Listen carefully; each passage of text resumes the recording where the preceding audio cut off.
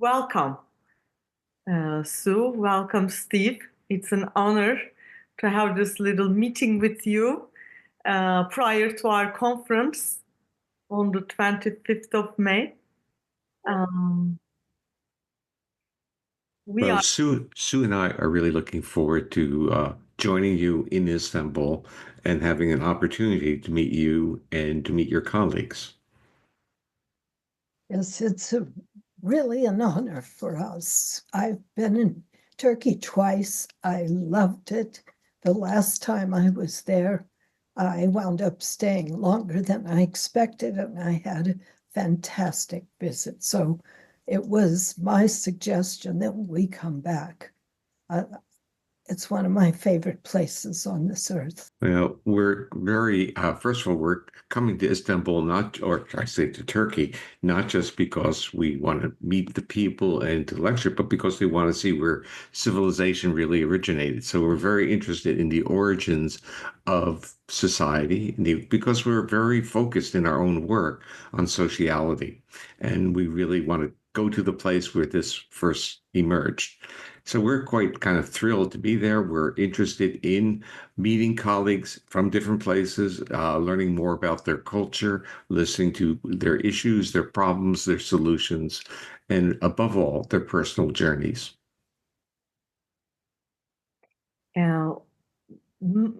Almost a year ago, or a little bit more, we have had meetings designing this conference with you, Steve, and Sue, and Sonia. And we chose the topic safety, connection, and human experience. Mm-hmm. Steve, you will be telling us about the safety, connection, and the human experience from a polyvagal theory perspective. Would you like to say a few words about it? Sure. Yeah, let me start on that because it will lead right into Sue's. Both Sue and I have focused on trying to figure out the neurobiology of what it is to be a human. And on our journey, what we've learned is that there's certain neural structures or neural peptides. For me, it's been a focus on the autonomic nervous system, and for Sue, it's been a focus on oxytocin and vasopressin. But what we've learned is that humans are have certain circuits in their nervous system, in their body, in their DNA, that enable us to connect, enable us to regulate each other, and literally enable us to feel safe in our own bodies. We have the structures. And what's interesting to me, and this is my own bias, is what we've done with that. With that knowledge, have we, in a sense, created cultures and contexts in which we feel safe enough to be who we are, to co-regulate, to, in a sense, get the social nourishment of connection? Or do we create structures in our society that depress that and keep us immobile, keep us either mobilized because we don't feel we have enough and we have to protect, or totally overwhelmed and immobilized? So what my concern is that there's a kind of lack of knowledge that we have on board in our own bodies. These neural circuits that invite socialization, invite connection, invite co-regulation, invite trust. And yet these systems get disrupted, and they get disrupted in a very predictable way. They get disrupted through threat. And what we see in our world today is structure of threat. And so the feeling that people are, in a sense, taking care of themselves and not benevolent is the natural neurobiological product of a nervous system that is constantly under a state of threat. And the answer to that, the actual solution, is to understand how signals of safety can downregulate these defenses and create accessibility in our bodies and in our relationships. And Sue, you said it will be in yours. The connecting topic will be yours. I'd like to add to what Steve said, a little bit of an optimistic perspective. The human nervous system was designed, if you'll pardon that word, to be social. We don't really have much choice. When we're isolated, our nervous system defaults to a more primitive less sophisticated, less intellectual way of operating. We become more like our ancestors, which were probably some kind of reptile. So what we have is an opportunity as mammals to use to draw on the amazing physiology that allowed us to take care of our babies, that allowed us to develop social groups, and is inside of us today. People forget that they have this system.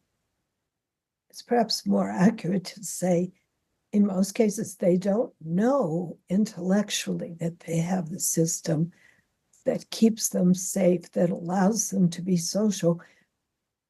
But emotionally, it's there, and we feel it. And our job, and the job of many therapists, is to bring this out and let it be part of the healing force that both allowed us to be human and makes us healthy people right now. So we're going to, in our presentations, what we'll try to do is take you back in time about 200 million years, help you to see how we were able to live in what was a very difficult early environment. It's not easy now, but believe me, it was worse in the beginning. And our ancestors evolved this sort of miraculous neural system that involves the vagus and endocrine system that involves oxytocin. And so what we'll do is help you, and many of you are therapists, to sort of see beneath the surface of yourself and your clients, your patients, and how you can give them insight based on this modern science, which really is becoming very, very clear.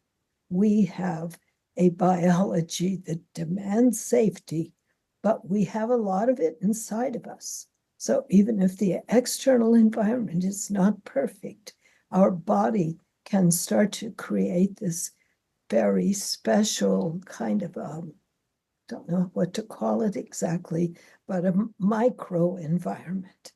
And a therapist's job is to support that micro environment, to support the capacity to feel safe, and to let that capacity heal us, even in the face of very severe trauma. Our body can take care of itself if we recognize it, respect it, and give it the opportunity to heal itself. Thank you, Sue. And in this conference, we don't, next to listening to Steve's presentations, we're also going to have a panel discussion about the interactions of these different concepts together with one of the ST teachers, advanced teachers, Sonia Gomez, who is specialized in clinical applications of the polyvagal theory and social bonding that takes place as it takes place in the therapy context.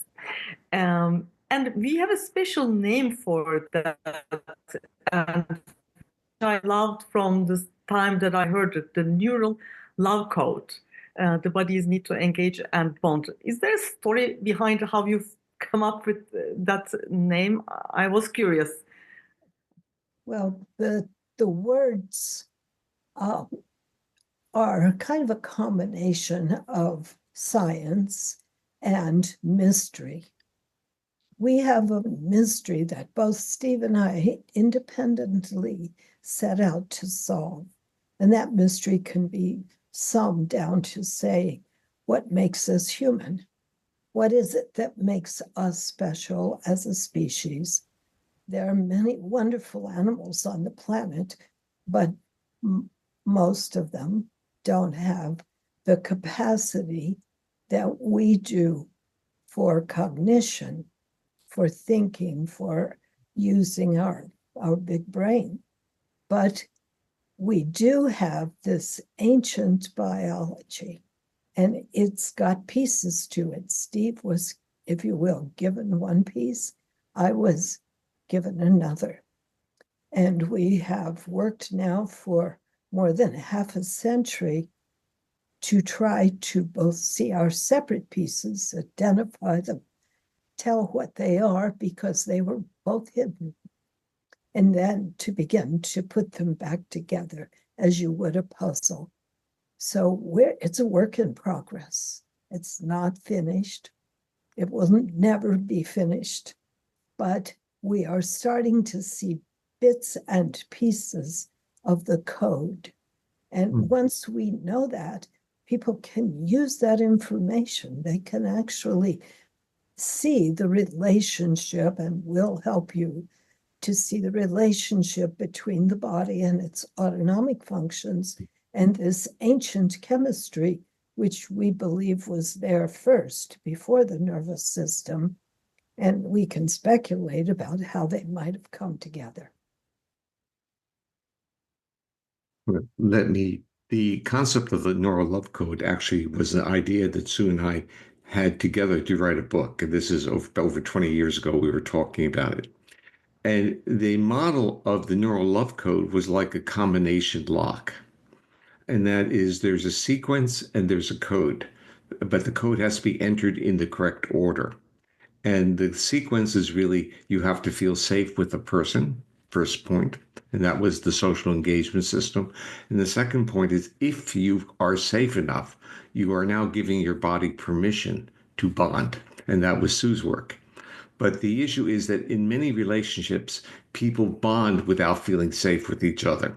And that creates problems. So there is a code. And the code is not merely the elements. The code is the order in which those elements are used.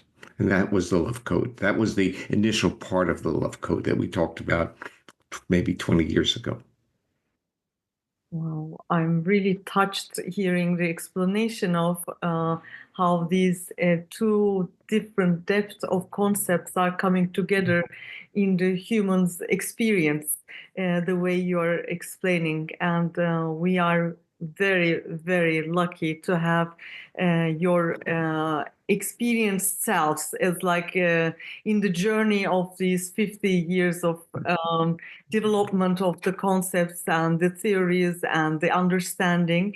And we will have the chance to hear it from you directly in person in Istanbul. In Istanbul, Bilgi University Central Center, where they are hosting us for this conference. Would you like to have any more words for our participants? Oh, only that we're looking forward to being there and to meeting you and to meeting your colleagues and to sharing our ideas with people who are interested in them. So we appreciate that. Then come and join us 25th of May in Istanbul Bilgi Central Campus, and you can find the link on our Instagram page, ICNUR website, the conference website. And we have a surprise guest too, right? For this wonderful neural code panel, who is Seth Porges. Would you like to say something about? Yeah, we always like to talk about Seth. Seth is our son, and he's the co-author of the book that I've written on our polyvagal world, how safety and trauma change us. And Seth is a journalist by training and a documentary movie maker by profession now. And so Seth is a communicator. And what we've learned, or I've learned on my own journey, is that you can have ideas, but the real question is, how do you communicate it with people who are not scientists? And Seth has been very helpful in that domain. So he will be part of our panel, and hopefully will translate our complex ideas into words. Yeah. Here's Seth.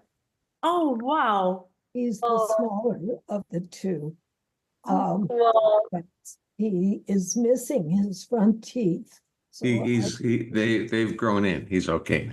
I believe he was 7 years old His older brother, Eric, is a neuroscientist who studies the brain and the vagus. In Vegas, yeah. What a coincidence. What a So- coincidence. Right. So I think indeed we're both excited because Seth brings knowledge of a generation that we no longer belong to, the generation that is going to essentially have control over the world, already does to some extent. But the insights of someone of Seth's age, he's early 40s, is that he can see what's going on through the eyes of people, younger people, who are right now trying to find their way through this very complex and very interesting time. So, of course, he's computer literate. As Steve said, he's a writer, a filmmaker, and he helps us because if he can understand it, maybe other people can too. And also he can translate if we're speaking in a foreign language, which in this case is the language of our particular sciences. So we'll take this down to any level that's possible, but try to reach everyone who's coming to your wonderful conference. We're both so excited. Really, you can't imagine. I'm picking out the clothes and wondering, how many hats I need to bring to be sure I don't come home with a Turkish sunburn. Turkish delight. I like the Turkish delight. I love the Turkish culture. If there is a reincarnation, I'm pretty sure I went through at least one in Turkey.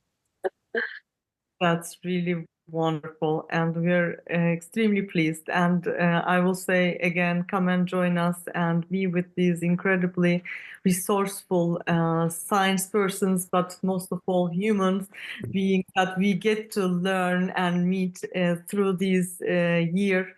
And we hope that we're able to host you in this beautiful land of Turkey. And thank you for coming. Thank you. Thank you for inviting us.